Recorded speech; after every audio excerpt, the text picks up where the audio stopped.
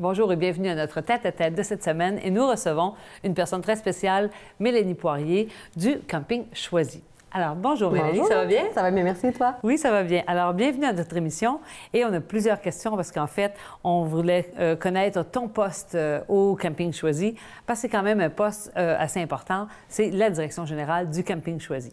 Alors, comment que tu es arrivé à ce camping? Comment l'histoire du camping s'est produite? Je pense que c'est une affaire de famille. Oui, en fait, le camping a été fondé en 1967. On a fêté notre 50e anniversaire l'année passée. Mes parents sont arrivés il y a 7 ans. Donc, mon père et ma belle-mère ont acheté le camping, se sont installés, ont planté leurs graines, ont fait leur travail. Et l'année passée, il y a 2 ans, en fait, j'ai accouché. Donc, suite à mon congé de maternité, mes parents m'ont proposé de travailler avec eux autres. Ça faisait quelques années quand même que moi et mon conjoint, on regardait pour en acheter un, mais c'est pas chose facile d'arriver aujourd'hui dans ce domaine-là puis d'arriver à être financé pour trouver. Donc, quand ils sont arrivés avec la proposition, ça pouvait pas être la plus merveilleuse chose. Oui, c'était vraiment... ça joignait le côté, l'amour familial, puis le domaine dans lequel on voulait s'en aller. Fait que tout était parfait. Donc, je suis rentrée, j'ai sauté là-dedans pieds joints au mois d'octobre, à la fin d'une saison. Puis, j'ai commencé à travailler là, temps plein avec eux autres. Donc, j'ai fait l'hiver pour regarder un peu plus. J'ai travaillé en arrière. Donc, au développement corporatif. Tout le développement corporatif. Une partie aussi qui n'était pas nécessairement faite par eux autres. Il n'y avait pas le temps avec tout ça. Je suis allée tranquillement dans la communauté aussi. C'est là où j'ai fait la plupart de mes rencontres, d'où le penchant vers le côté social qui s'est fait de plus en plus. Et le développement dans la communauté pour qu'on connaisse, parce que, comme tu dis, ça fait 50 ans que le camping est là, mais est-ce que, je pense avant votre famille, peut-être qu'ils n'allaient pas dans la communauté, ils attendaient que la communauté aille à eux ou une communauté extérieure qui s'en allait au Camping Choisi. Mais maintenant, toi, tu as fait le contraire, vraiment. Et je pense que, qu'est-ce qui a emmené ton père à acheter un camping? On parle de quoi, là? On se décide le matin, on se dit, bon, moi, je m'achète un camping, j'aime le camping, je fais du camping toute ma vie, j'en achète un. C'est ça? Non, je pense que je prendrais l'option 1. Faudrait que je lui demande, honnêtement, mais c'était pas... il venait du domaine des bateaux, lui. Il y avait une entreprise qui transportait des bateaux. Donc, il a vendu son entreprise. Je sais pas si c'était pour la retraite. Il était jeune encore, on va dire, à l'époque, là. Et je pense qu'il va rester tout le temps jeune dans son cœur, de toute façon. Et à un moment donné, ça s'est arrivé à cette conclusion-là. Ils ont acheté un premier camping, revendu, acheté un autre. Et là, ils se sont ancrés. Puis je pense que là, ça fait boule de neige. Puis avec les expériences antécédentes qu'il y avait déjà, ça l'a un petit peu joint l'utile à l'agréable, comme je disais tantôt. C'est que tous ces domaines, ces champs d'expertise se sont réunis dans une petite ville là-dedans, avec sa conjointe.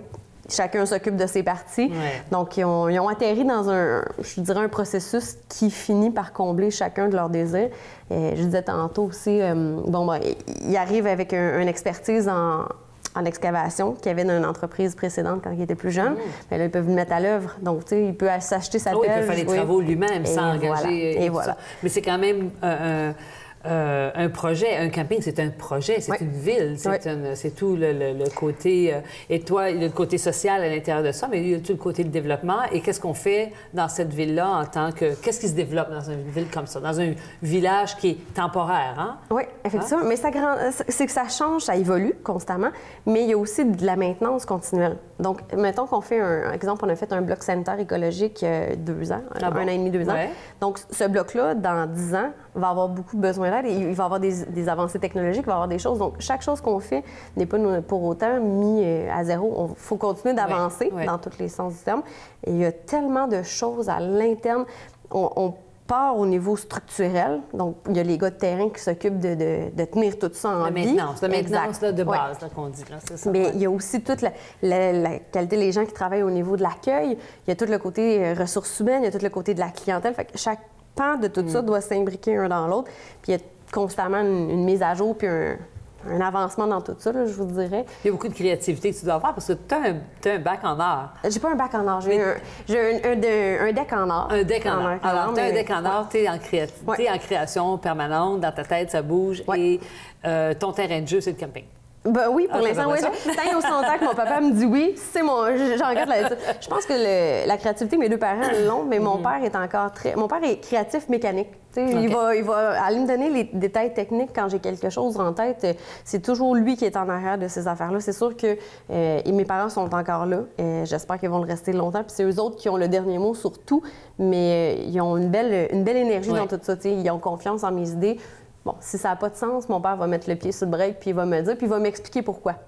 J'apprends, puis je grandis beaucoup dans tout ça parce qu'il y a l'expérience en tant que personne, quand même passé la soixantaine, puis il y a l'expérience en tant qu'entreprise, il y a l'expérience avec la clientèle. Donc, tu sais, tous ces apports-là que moi, j'ai pas, bien, ça me fait c'est une entreprise de service à la clientèle parce que c'est du service à la base. Hein? C'est un peu comme ça que ça fonctionne. Combien de personnes que vous êtes, ou comment je veux dire, de campeurs vous avez par année? Combien vous êtes capable d'avoir sur le terrain? Le maximum, on parle de combien de personnes? En moyenne, mettons, là, une fin de semaine bondée, c'est autour de 2000.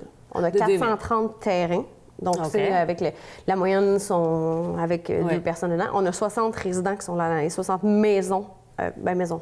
Ce sont des roulottes d'hiver, si on peut dire. Là. Ah, eux sont là 12 mois par année. Exact, 12 mois par année. Donc, on déblaye les rues pour eux autres l'hiver. Il n'y a pas d'activité au camping, mais il reste que des gens qui sont là. Exact. Par la suite, les 430 terrains, on a 25 de tout ça qui sont des terrains voyageurs. Ce sont des gens qui sont là pour les fins de semaine. Ça rentre et ça sort. Ça rentre et ça les sort. Autres, toute la gestion de ça. Exact. Ça tombe à ton bureau, ça tombe à ton équipe d'accueil. Exact. Et tous les besoins internes au niveau des activités qui se passent ou de tout ce que vous avez au niveau de, je pense, toutes les innovations que vous avez faites dans le camping, ça vient sur ton bureau. Bien, on travaille les 3 ensemble beaucoup, puis on travaille beaucoup avec l'équipe en arrière aussi. Chaque chose, il n'y a pas de décision qui est prise au Camping Choisi qui reste cachette. On fait vraiment... Parce qu'en fait, les gens qui sont à l'accueil, c'est eux qui sont au front. Les gens qui sont sur le terrain sont sur un autre front. Donc, les références, les grands projets, souvent, on va aller poser les questions. Mon père a je pense, une bonté de cœur de faire ça. Souvent, il va se référer. C'est toi qui es en avant, c'est toi qui vas me donner la meilleure réponse possible. Donc, ça se peut que ça ne convienne pas avec ce que lui avait en tête, mais il prend quand même le temps de réfléchir puis d'aller voir. Il va sonder son équipe.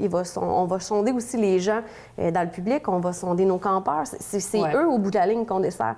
Donc, je vais vous donner un exemple, mais il y a quelques années, il pensait refaire l'asphalte dans le camping, ce qui est un gros investissement. Il s'est mis à poser la question. Les gens ne voulaient pas. Bon, mais pourquoi le faire? C'est important, tu sais. On est à l'écoute de ça. Alors, vous êtes à l'écoute, justement, des gens qui utilisent vos services, qui sont au camping, qui reviennent d'année en année. J'imagine qu'il y a toujours des gens qui reviennent et tout. Mais du côté écologique que tu parlais au niveau d'entretien et tout ça, je pense que toi, tu étais impliqué dans plusieurs comités. Tu as une... Comment je pourrais dire, donc, une ouverture sur tout ce qui est écologie et de tout ce qui est innovation dans ce... Parce que c'est quand même un genre de mini-ville, là, que vous avez. C'est à la micro. Je vous dirais, avec mon départ, là, comme j'expliquais au départ avec le mois d'octobre, j'ai commencé à m'intégrer, à aller prendre aussi les petits cours qu'il y avait un par-ci par-là. J'ai rencontré des gens. Je me suis mis bénévole dans des comités, justement. Et je suis tombée en amour avec ce qu'on a comme région, avec les gens. Je vous dirais que c'est comme ma deuxième famille. Je suis pas capable de lâcher ça. Et ça a porté fruit parce que j'ai créé des relations d'affaires, j'ai créé des relations. Autant que si j'ai besoin d'aide à quelque chose, je cogne à la porte. Il y a des groupes de Facebook qui sont fermés où est-ce qu'on peut échanger, où est-ce qu'on donne. Et je suis beaucoup plus gagnante quand je tends la main à quelqu'un pour donner un service que n'importe quoi. Ça me fait un bien. Puis ça, on le voit dans la communauté tranquillement. Là, on a des partenaires d'affaires qui se sont créés avec des entreprises écologiques, Vert Essentiel pour ne pas la nommer. Ah bon? On a commencé un petit peu de la région. Tous des partenaires qui sont dans la région et qui fait que finalement, tous ces gens-là, le Camping Choisi a ressorti, même si c'était là depuis 50 ans. Exact. Le côté écologique, on l'a mis de l'avant en faisant des actions qui étaient importantes pour nous. Puis tranquillement, justement, ça nous a donné, au premier abord, je l'ai rencontré dans un déjeuner-causerie qu'on appelle avec le DEV à Vaudreuil-Soulanges. Puis par après, tranquillement, on a eu des idées, on a acheté ci, on a acheté ça. L'année passée, on a donné 2000 savons à vaisselle écologiques venant de cette entreprise-là à tous nos visiteurs, tous nos campeurs pour souligner le 50e anniversaire. Là, cette année, on va rentrer sa ligne de produits dans notre dépanneur pour tranquillement inciter les gens. Donc, nous, on est écologiquement engagés, mais il y a des actions à poser, il y a des choses à se rendre pour que tout le monde fasse sa part. On essaie, on a changé un processus de vidange. En général, les campings, les gens vont porter leurs ordures avant de quitter. Nous, on les ramasse tous les jours. Ah, vous faites le vraiment au travail. Tous les jours, on fait les 430 terrains. On dissocie récupération des vidanges. On a rentré des bacs de compost. Donc, tu sais, tranquillement, on essaie d'instaurer leur mode de vie. Puis on se dit que ces gens-là, si ils reviennent à la maison après la saison puis qu'ils ont changé un petit peu, ne serait-ce qu'une chose, bien, on va avoir fait un mouvement pour l'écologie puis on va avoir tranquillement enchaîné. Vous faites du développement social aussi au niveau énormément par cette expérience-là qu'ils ont à l'été et qui retournent après ça chacun chez eux et qui se gardent ça parce qu'ils ont pris quand même, on parle d'un été, on sait quoi, c'est un 8 semaines, c'est 10 semaines? Non, c'est du 1er mai au 15 octobre. Fait qu'on a un bon 6 mois. Ça englobe le printemps puis une partie de l'automne aussi. Ouais. Et puis, on reste actif aussi sur les réseaux sociaux. Donc, mon intérêt étant, je suis directement pluguée avec mon téléphone en bon français.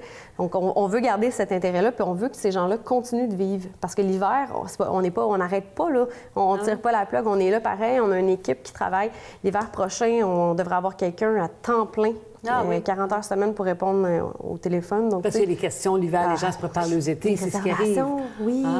À partir du mois de janvier, là, ça se remplit, ça va vite, vite, vite. On a une plateforme en ligne pour réserver, mais les gens, ils ont quand même des questions des fois. Puis tout ne se fait pas nécessairement avec un ordinateur. On travaille dans un domaine avec une interaction publique avec l'être humain, puis c'est ce qu'on veut garder aussi. Le prêt à camper, c'est vraiment ce qui s'en vient dans les années futures, dans le tournant. On est là-dedans. Tranquillement, on fait un test cette année avec 3 nouvelles roulottes, mais je suis pas mal sûre. La réponse est déjà... Est-ce que c'est un peu le glam camp qu'ils appellent? C'est le nouveau glam camp? Le glamping, là. Glamping, Donc, on n'est pas nécessairement dans les moustiques, c'est ça. Les gens veulent le côté nature, mais on est au cœur de la nature, mais on a quand même des activités sociales qui se font aussi. On a des bénévoles qui travaillent au camping qui sont merveilleux, qui font toutes les activités à la longueur de la saison, puis il y en a pour toutes les fins de semaine en général, là. Fait que on joue à l'utile à l'agréable. Les parents qui veulent être décrochés, ils vont... Le côté glamping qu'on appelle, c'est que jadis, le camping, là, on parle de piquer une tente dans le bois, avec le chaudron, c'est ça, l'ouvre-canne qu'on tourne. Là, on n'est plus là, tu sais. Bon, on a quelque chose d'un peu plus vintage. Là, on peut même leur prêter des plats fondus s'ils veulent se faire le fondu, c'est ça. Fait que c'est de rendre le côté nature puis les vacances, mais sans avoir le tracas de tout entreposé puis tout garder à la maison. Eh bien, moi, j'aime bien les campings modernes. Mélanie, alors, on va te suivre cet été. Et merci beaucoup d'être venue à notre émission. Merci à toi. Merci à tous. Nous nous retrouvons la semaine prochaine avec une autre émission de Tête à Tête.